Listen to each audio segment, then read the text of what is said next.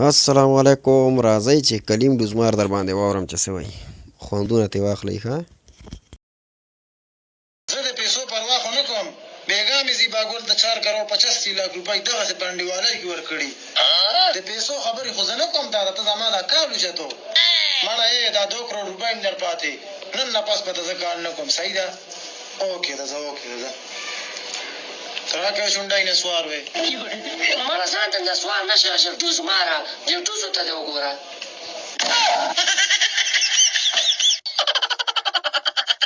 دا وګوره دا ټیک ټاک سټار دی. په پتیله باندې جوس کی. تا ته شرم نه درځي چې په پتیله باندې جوسونه څکې؟ ته څنګه سټار یې مړه؟ شرم وکړه شرم.